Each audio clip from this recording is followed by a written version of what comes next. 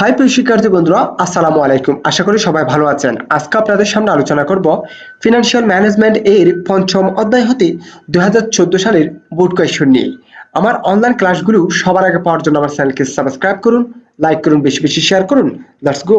The star industries limited has 5 lakh shares outstanding at current market price of টাকা 130 per share. The company needs টাকা 20 million to finance the proposed project. The board of the company has decided to issue rights for reaching the required money. The subscription issue price has been fixed at টাকা 100 per share. A. How many rights required to purchase a new share? B. Calculate the price of the share after right issue. অর্থাৎ প্রদত্ত প্রশ্নে বলা হয়েছে star industries limited এর 5 লাখ খানা share বর্তমানে রয়েছে, যাদের প্রত্যেকটির মূল্য হচ্ছে 130 টাকা করে। তাদের আরও একটি প্রকল্প বাস্তবায়নের জন্য 20 মিলিয়ন টাকার প্রয়োজন। এই 20 মিলিয়ন টাকার জন্য তারা শেয়ার ইস্যু করতে চাচ্ছে, যাদের সাবস্ক্রিপশন প্রাইস ধরা হয়েছে 100 টাকা করে। এইসব তথ্যের উপর ভিত্তি করে আমাকে দুটি করণীয় করতে বলেছে।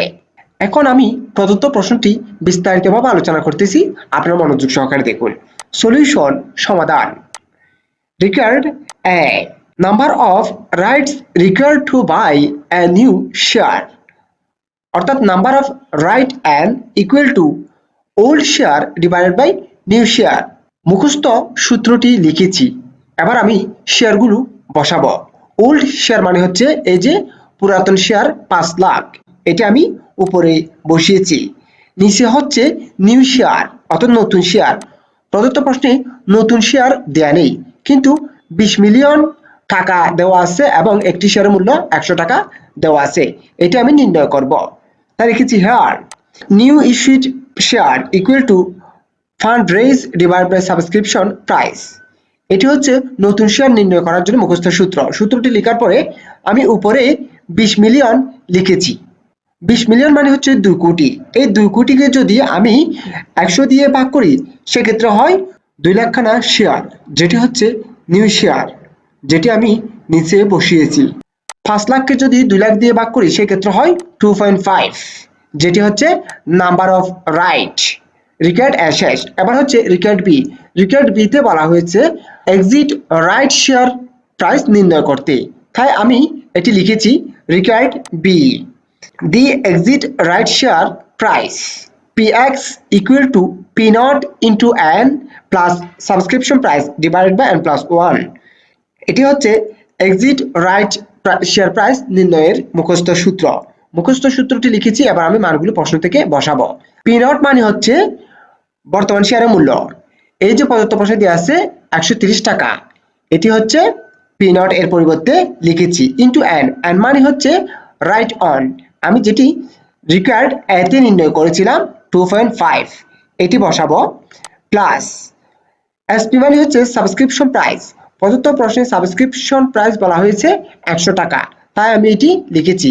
নিচে হচ্ছে এন, এন এর পরিবর্তে হবে 2.5 প্লাস 1। সূত্রের মানগুলো বসিয়েছি। এবার হচ্ছে উপরে 130 টাকাকে যদি 2.5 দিয়ে গুণ করে 100 যোগ করতে হবে। এরপর হচ্ছে 2.5 প্লাস 1 অর্থাৎ 3.5 দিয়ে ভাগ করতে হবে, তাহলে হয় 121.43 টাকা, যেটি হচ্ছে এক্সিট রাইট শেয়ার প্রাইস। আশা করি প্রদত্ত ক্লাসটা আপনারা বুঝতে পেরেছেন। আবার একটু বলে দিচ্ছি, আমাকে দুই ধরনের তথ্য দেওয়া হয়েছে। একটি হচ্ছে পুরাতন তথ্য বা বর্তমান তথ্য, এরপর হচ্ছে ভবিষ্যৎ তথ্য বা নতুন তথ্য। দুই ধরনের তথ্যের উপর ভিত্তি করে আমাকে দুটি করণীয় করতে বলেছে। এই অঙ্কটি হচ্ছে সূত্র নির্ভর। এই দুটি করণীয় আমি দুটি সূত্রের মাধ্যমে করেছি, তাই আপনারা আমার এই অধ্যায়ের প্রথম ক্লাসটি দেখে নেবেন, যেটি কমেন্ট বক্সে দেওয়া আছে, এবং প্লেলিস্ট থেকে ধারাবাহিকভাবে ক্লাসগুলো করবেন। আশা করি বুঝতে পেরেছেন। আমার অনলাইন ক্লাসগুলো সবার আগে পাওয়ার জন্য আমার চ্যানেলকে সাবস্ক্রাইব করুন, লাইক করুন, বেশি বেশি শেয়ার করুন।